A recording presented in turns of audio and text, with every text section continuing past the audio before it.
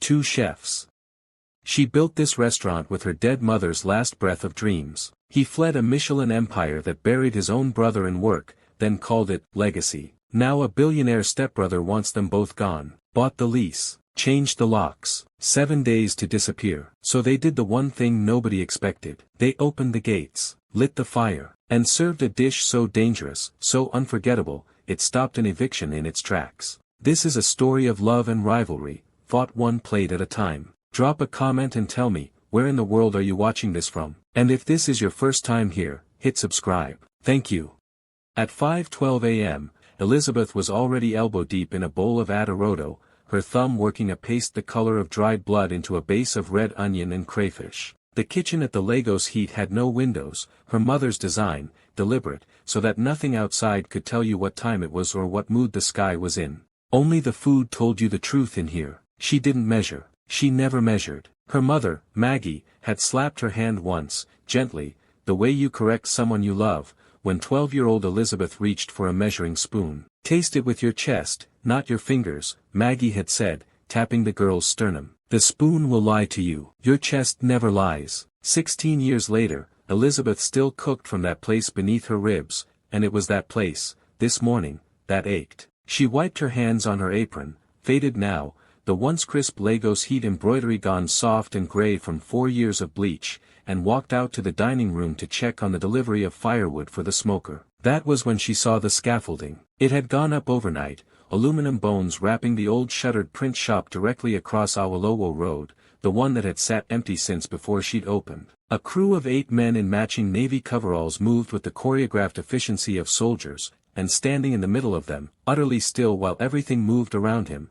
was a man in a black shirt with sleeves rolled to precise, symmetrical folds at the elbow. He was pointing at something. A beam, maybe, or a length of steel piping. One of the workers adjusted it 2 inches to the left. The man in black shook his head, a single, economical motion, and the worker adjusted it again, this time correctly, and the man in black gave the smallest nod Elizabeth had ever seen a human being give and receive as if it were a full sentence. "Who is that?" muttered Bello, her sous chef, appearing at her shoulder with a crate of Scotch bonnets. "I don't know," Elizabeth said, "but I don't like how he's looking at that wall like he already owns the street." By evening, she had a name. Chef Kang-dae Park. 2 Michelin stars in Seoul before he was 35, walked away from his family's restaurant conglomerate, Park Culinary Group, 17 properties across Asia, under circumstances the food blogs described only as creative differences, which Elizabeth knew, in the universal language of chefs, meant something had broken that couldn't be glued back. She learned all this from her phone, sitting on an overturned crate outside her own back door,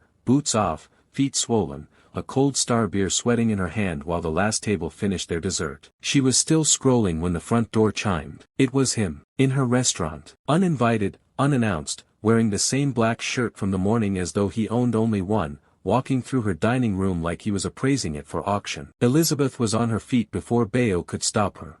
"Can I help you?" Kang-dae didn't turn immediately. He was looking at the mural behind the bar, hand-painted by a Yaba street artist, women in gellies carrying steaming pots. "Your ventilation is inefficient," he said, in English so precise it sounded rehearsed. "I could smell your pepper soup from the street. Good chili work. Poor extraction. I didn't ask for a health and safety report." "No," he agreed, finally facing her. He had the kind of stillness that made a room feel smaller, like he was economizing even his blinking. "You asked what you could help me with. I would like to try the jollof risotto. It has been recommended to me by 3 different unreliable sources." Something hot climbed up the back of Elizabeth's neck. "It's not on the menu for walk-in critiques." "Everything on a menu is a walk-in critique, Chef Bello. You simply usually get to keep the reviewer's money." He sat down at the bar without being invited, folded his hands, and waited. Elizabeth went back into her kitchen and plated the risotto herself.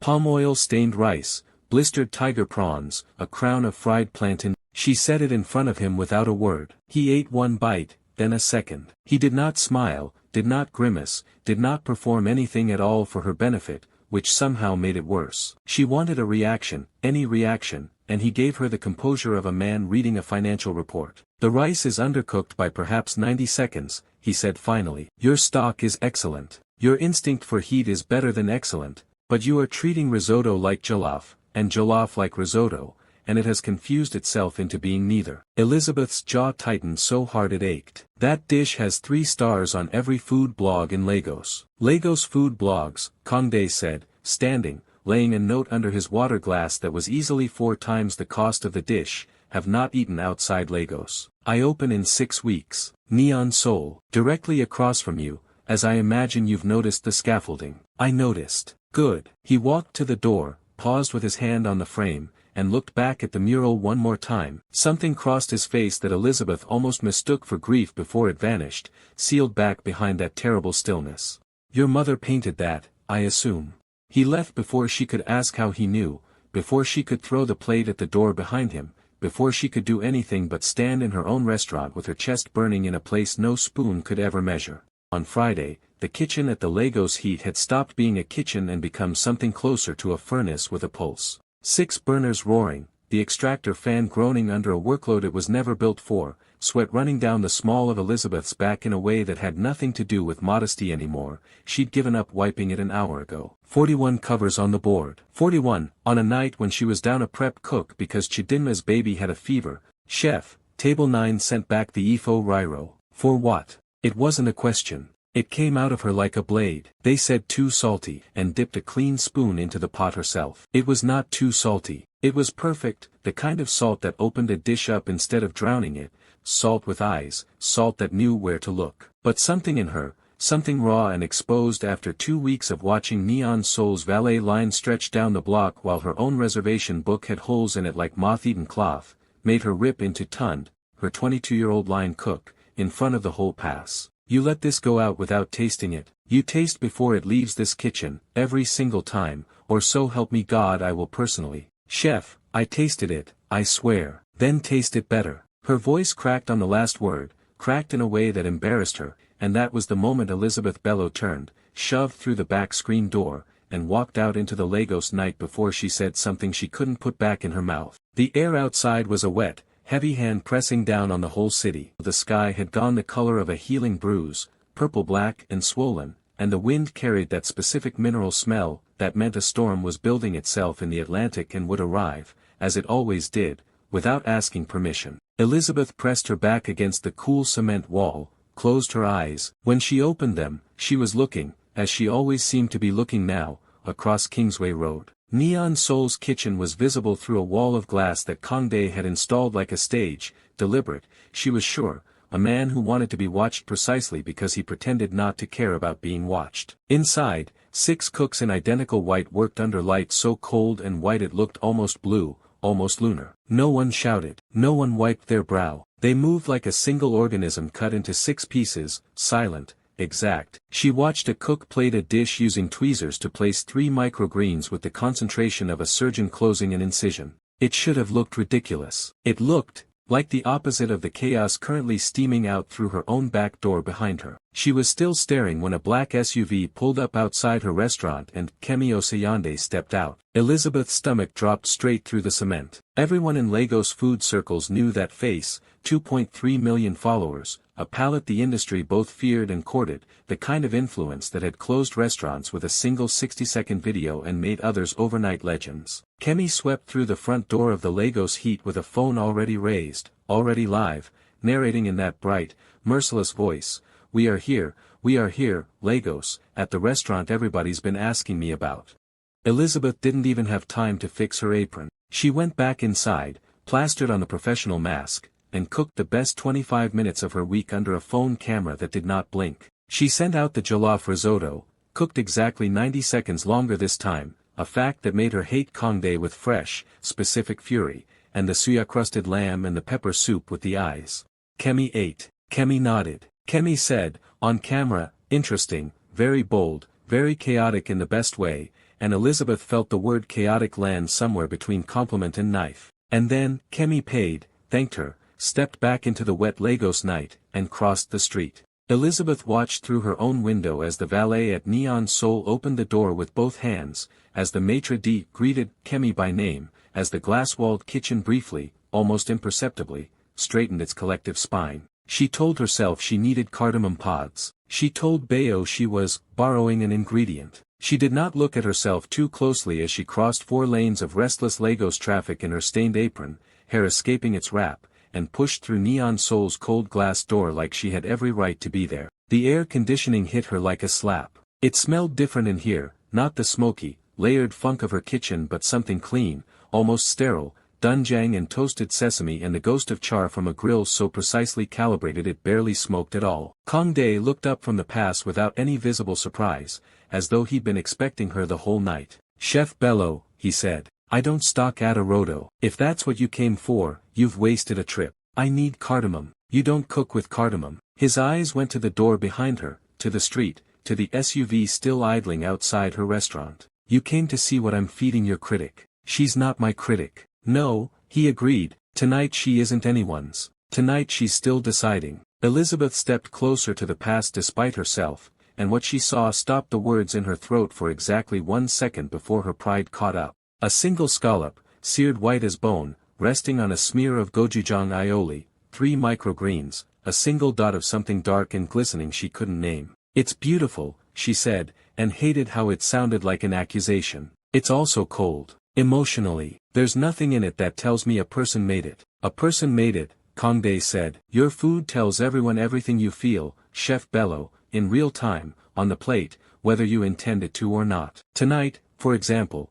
it told your critic you were frightened." Elizabeth's hand closed hard around the edge of his stainless steel counter. "I am not. You screamed at a line cook over salt that was not too salty," he said, loud enough that I heard it from my own kitchen with the extraction fans running. "Fear has a sound, chef. I know it well." She didn't have an answer for that, not one she trusted herself to say out loud. Kang-dae's phone buzzed once. He glanced at it, the first flicker of anything human crossing his face all night. Across the street, through the rain-streaked window of the Lagos heat, Elizabeth could see Bello standing frozen at the pass, staring down at his own phone with both hands. Kemi had just posted her live score. The number was a 3.2. Elizabeth read it 3 times before it made sense. Kemi's caption underneath, bright and cruel in its politeness, bold flavors, but the kitchen felt like it was fighting itself tonight. Neon Seoul, review coming, felt like a different planet. By morning there were 41 cancellations in the reservation book, a wound she could count in exact numbers,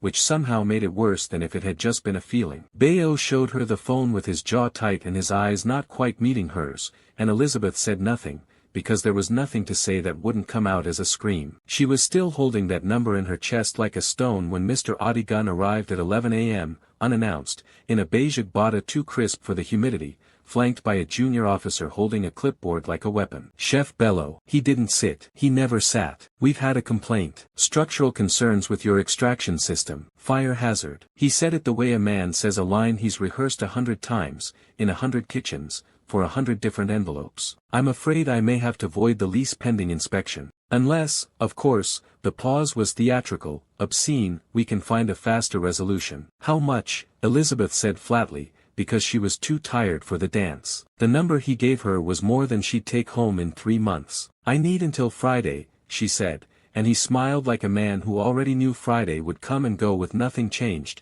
and left her standing in her own dining room with her mother's mural watching her from the wall. By 8 that evening, storm that had only threatened on Friday finally arrived with the full weight of its promise. Rain came down not in drops but in sheets, hammering the corrugated roof extension over the kitchen with a roar so total it swallowed every other sound in the world. And at 8:40, with the Honorable Minister of Trade and 3 of his aides seated at her best table, a booking she had chased for 4 months, a booking that could undo everything Kemi's number had broken, the entire grid died. Darkness fell over Ikoyi like a dropped curtain. Elizabeth heard her own generator cough, sputter, and blow its fuse with a small, decisive pop that felt like the universe laughing at her specifically. No. She was already moving, headlamp in hand, screaming instructions into a kitchen gone black and airless. "Bello, candles on the tables, tell them it's ambience, tell them anything." There was no fixing the fuse in time. There was no fixing anything in time. And somewhere in the black, sweltering chaos of her kitchen,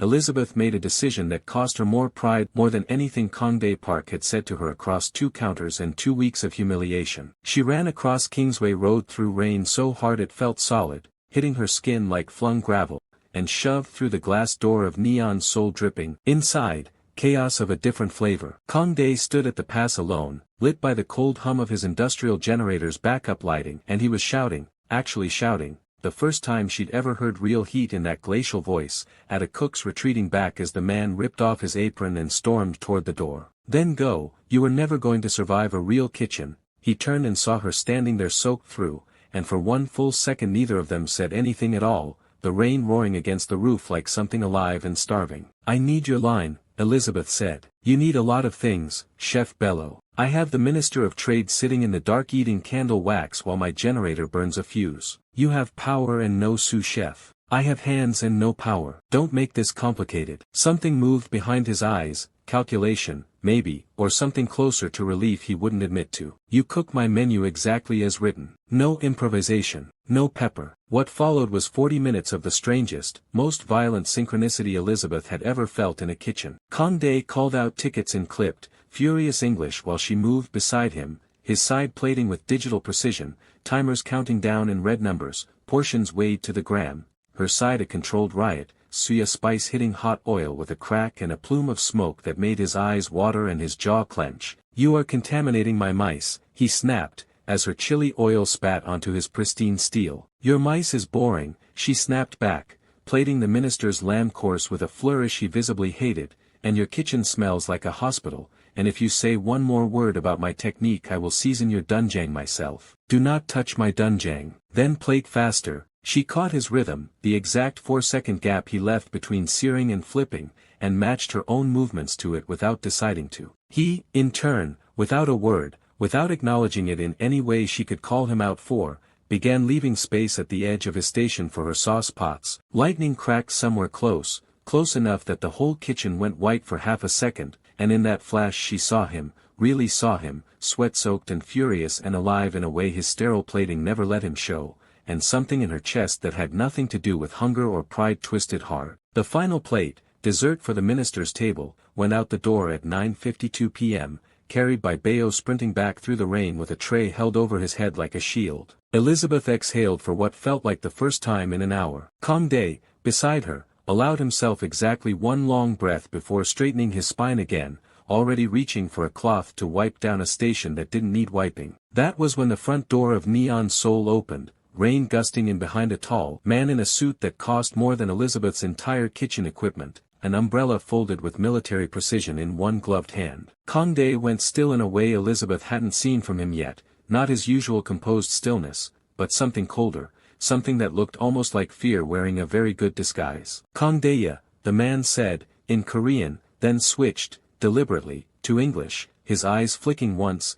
dismissively, to Elizabeth before returning to Kang-dae. So this is where you've been hiding, cooking street food for tips, in the rain, in this country. He smiled, and it did not reach his eyes at all. Does she know, I wonder, what you did before you ran away from Seoul? Does anyone here know your name the way Seoul knows it? The kitchen, moments ago a place of fire and steam and a hub of activities, went utterly silent except for the rain hammering the roof like a relentless carpenter trying to drive in a nail. Min-ho. Kang-dae said the name like it cost him something to spend it. Not Hyung, not brother, just the bare name, flat and formal, a wall built out of 2 syllables. You flew 14 hours to stand in my kitchen and insult a country you haven't bothered to learn the capital of. Min-ho Park laughed, low and easy, the laugh of a man who had never once in his life doubted that a room belonged to him the moment he walked into it. He shook rain from his umbrella onto Kang-dae's spotless floor with a casualness that felt, to Elizabeth, more violent than if he'd thrown a punch. Abuja, he said. I did my homework, little brother. I always do. It's why the company still runs and you're standing in the dark playing chef for tourists. Get out. Father sent me because he's too proud to come himself and watch you say no to his face a second time. Min-ho's eyes swept the kitchen, the cold steel,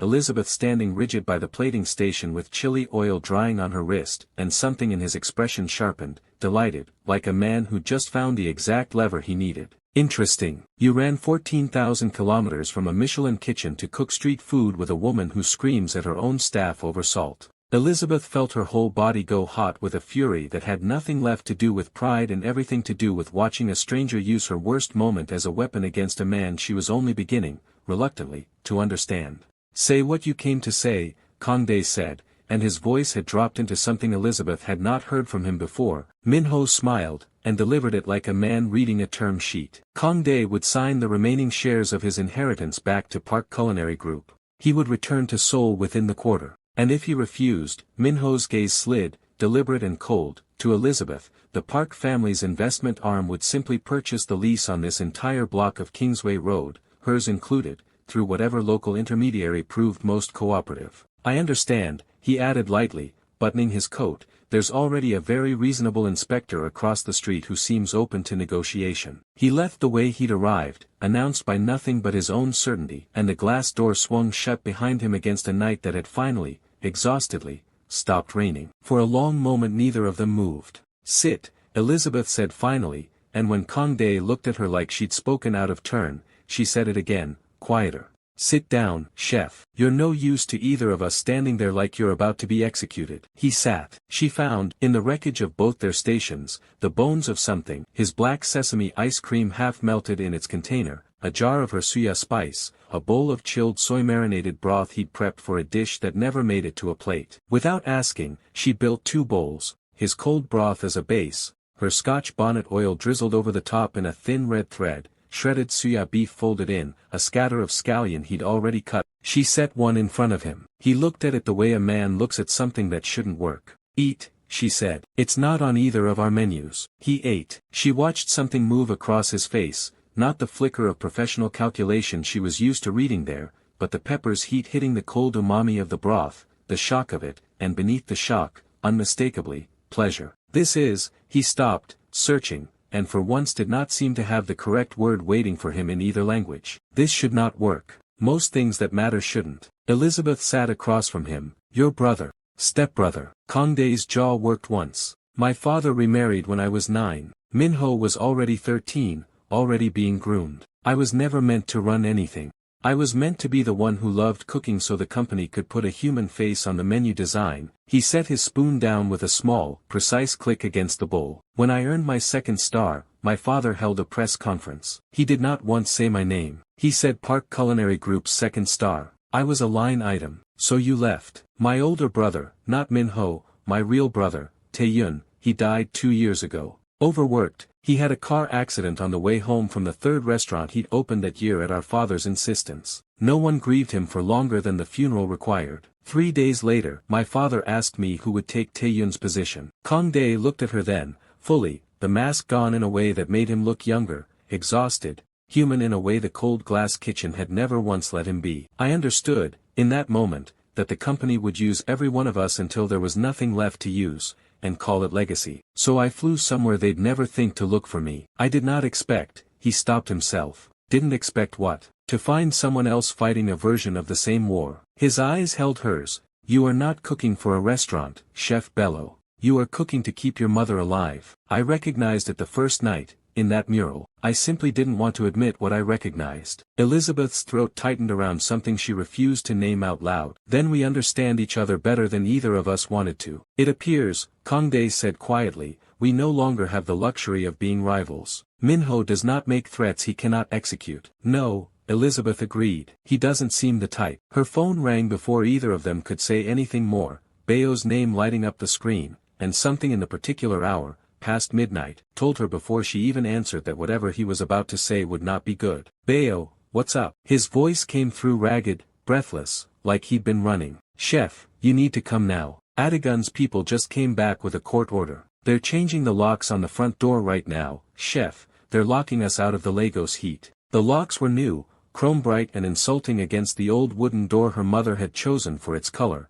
not its hardware. Elizabeth stood on the pavement at 1 a.m. with Bello beside her and a laminated notice taped to the glass. 7 days, it said, in the bloodless language of lawyers, property acquired by Zenith Crest Holdings, tenants to vacate by end of business Friday. Zenith Crest. She didn't need to search the name to know whose fingerprints were on it. By the time the sun came up, half of Ikoi's food scene already knew. A food journalist tweeted, "Is this the end of Lagos heat and neon Seoul?" And within hours the story had curdled into exactly the kind of spectacle Minho Park had wanted. Two proud, rival chefs, both bleeding, both about to be quietly erased from a street that would forget them by Christmas. Kang-dae found her sitting on the curb between their two restaurants staring at nothing. 7 days, he said instead, sitting down beside her on cement still damp from the storm, is enough time to close quietly and preserve some dignity. Or it is enough time to make noise loud enough that dignity becomes irrelevant. Elizabeth turned her head slowly. You're not talking about closing quietly. No. For the first time since she'd met him,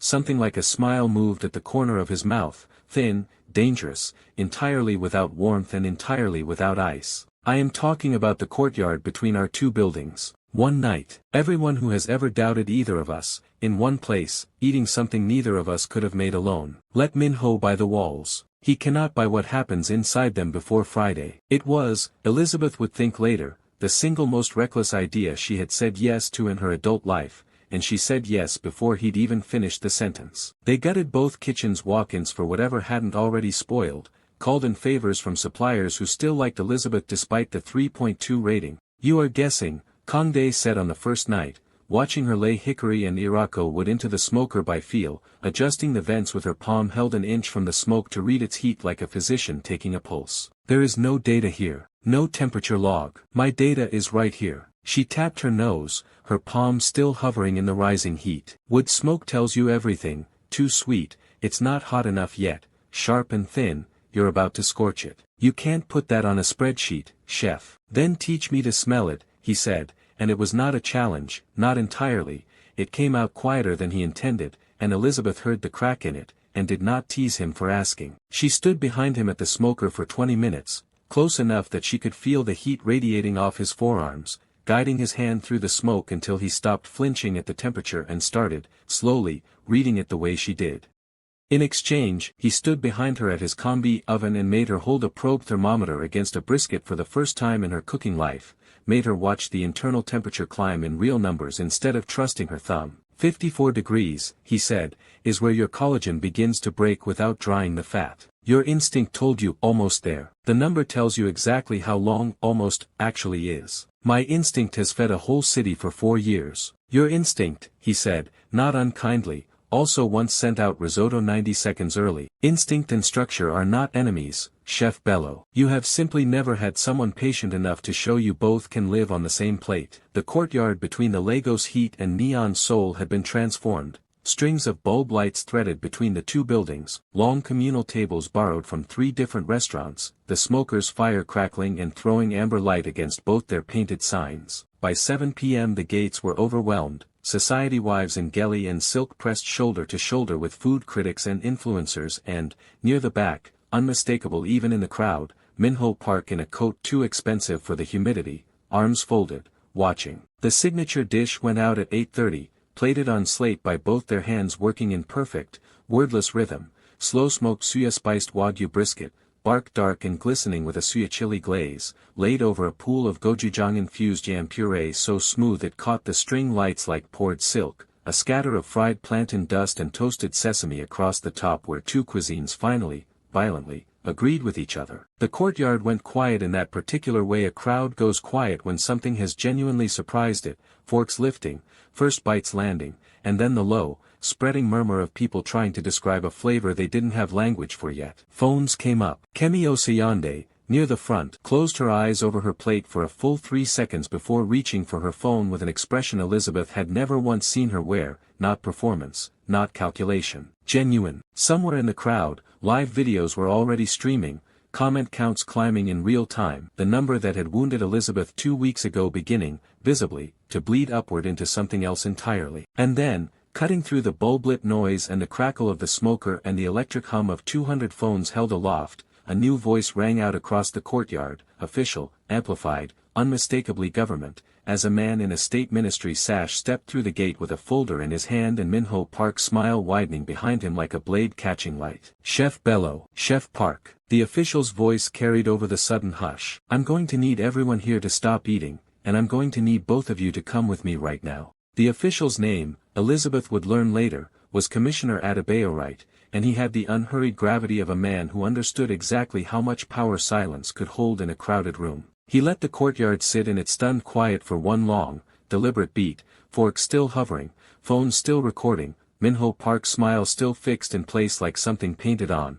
before he opened the folder in his hand. I've spent the last 6 hours, he said, his voice carrying easily over 200 held breaths, fielding calls from half the cultural ministry, 3 newspaper editors, and a great many extremely persuasive society women who apparently discovered tonight that they cannot imagine Kingsway Road without these 2 establishments on it. He glanced, almost amused, at the phones still glowing in the crowd, the numbers climbing in real time beneath Kemi's live stream. It seems the internet agrees with them rather forcefully. He turned a page. Effective immediately, this block of Kingsway Road, including the properties known as the Lagos Heat and Neon Seoul, is hereby designated a protected cultural heritage corridor under the Lagos State Culinary Preservation Act. He looked up, directly at Minho now, and something in his expression sharpened into something almost gleeful. Which means, sir, that any existing or pending commercial leasehold acquisitions on this block are void as of tonight. Congratulations, both of you. You are, as of this evening, unevictable. The courtyard did not erupt so much as detonate. Applause, Bello grabbing Elizabeth by both shoulders and shouting something she didn't fully hear over the roar in her own ears. She looked instead, first, at Kang-dae, and found him already looking back at her, something unguarded and disbelieving breaking loose across his face for the first time since she'd known him. And then she looked past him, at Minho. His armor did not shatter loudly. It simply, quietly, came apart, the practiced ease draining out of his shoulders, his jaw tightening around words he clearly hadn't prepared for this outcome. He crossed the courtyard toward his stepbrother with none of the swagger he'd walked in with, and for once his voice, when it came, had no performance left in it at all. You made a fool of the family. In front of cameras. In front of the entire. No, Kang-dae said quietly, and it was the quiet that made Minho stop. You tried to buy a street that had already decided what it loved. That was never mine to lose for you, Minho. It was never yours to take. He held his stepbrother's gaze, steady. Tell father I've made my decision the same way I made it 2 years ago. I am not coming back to sign anything. I am not the line item he lost when Taeyun died. I am not available for that role anymore. Minho opened his mouth once, found nothing in it worth the humiliation of saying in front of a crowd still buzzing with champagne and vindication, and turned instead and walked back out through the gate he'd walked in through. Elizabeth did not go to Kang-dae immediately. She let him have the moment. You didn't have to do that in front of everyone, she said. Neither did you, 3 months ago, when you ran across a flooded street into a kitchen you hated. He looked at her, and something in his expression had gone permanently softer than the man who'd walked into her restaurant that first night to critique her risotto. It appears we've both stopped doing the easy thing. 3 months later, the wall between the 2 kitchens was gone entirely, not metaphorically, but literally, torn down brick by brick over 6 loud, dusty weeks, replaced with a single open steel and fire kitchen visible through glass that Kang-dae had, this time, designed with her. Above the pass, a new sign hung outside on Kingsway Road, hand-painted this time by the same Yaba artist who'd done Adi's mural, The Fire and the Soul. On a Saturday night in late October, the kitchen moved like something with a single pulse. Elizabeth called tickets in a rhythm that had absorbed, without her quite noticing when, a discipline that hadn't been there a year ago, her stations organized now, her spices weighed not because she needed the number but because she'd learned to trust the number as another kind of instinct. Beside her, Kang-dae plated a suya-dusted Hanwoo short rib with the same terrifying precision he'd always had, except now his tweezers occasionally set down a garnish slightly imperfect, deliberately, because she'd taught him that a plate that looked too composed sometimes lied about what was inside it. A junior cook, new to the line, hesitated over a pot of egusi, measuring spoon hovering. Chef Park, should I be exact with the pepper, or taste it, Kang-dae said, before Elizabeth could even open her mouth, with your chest, not your fingers. The spoon will lie to you. He glanced sideways at Elizabeth, the corner of his mouth pulling into something that would have looked, on any other man, like tenderness. Chef Bello's mother taught her that. It has never once been wrong. Elizabeth said nothing, but something in her throat went tight and warm in a way that had nothing to do with the kitchen's heat. Service ended near midnight, the dining room emptying out into the humid Lagos night, staff peeling off their aprons and drifting home in 2s and 3s until the kitchen stood quiet except for the low hum of the walk-in and the last ticking cool of the grill. Elizabeth found 2 glasses and a bottle of palm wine that had been sitting, unopened, in the back of the walk-in for exactly this kind of night, and poured them both a measure at the pass where every argument, every ceasefire, every unspoken thing between them had first happened. Kang-dae took his glass, looked at it, looked at her. Palm wine. No data on the alcohol content, I assume. None, she agreed. You'll survive. They drank in a silence that had none of the old ice left in it, only the golden, low light off clean steel, the fading smell of toasted sesame and suya smoke still clinging to the air, the city outside finally settling into that rare, still hour when even Lagos allows itself to breathe. Kang-dae set his glass down and looked at her for a long moment, the kind of look that no longer needed a critique attached to it. My father built an empire and lost every son he had to it, he said quietly. You built one small room and never once lost yourself. He reached out, not for her hand exactly, but close enough that their fingers found each other on the cool steel counter without either of them deciding to let it happen. I would like to stay in the room you built, Elizabeth. If you'll still have the man who once told you your risotto was undercooked. It was undercooked, she said, but her voice had gone soft around the edges, and she didn't pull her hand away. You were right about that. You've just never once been right about anything since. I was right about this, he said, and the space between them finally, quietly, closed, no crash of thunder this time, only the low gold hum of a kitchen that had stopped being a battlefield and become, instead, a home two stubborn people had built out of the wreckage of what greed tried to take from both of them.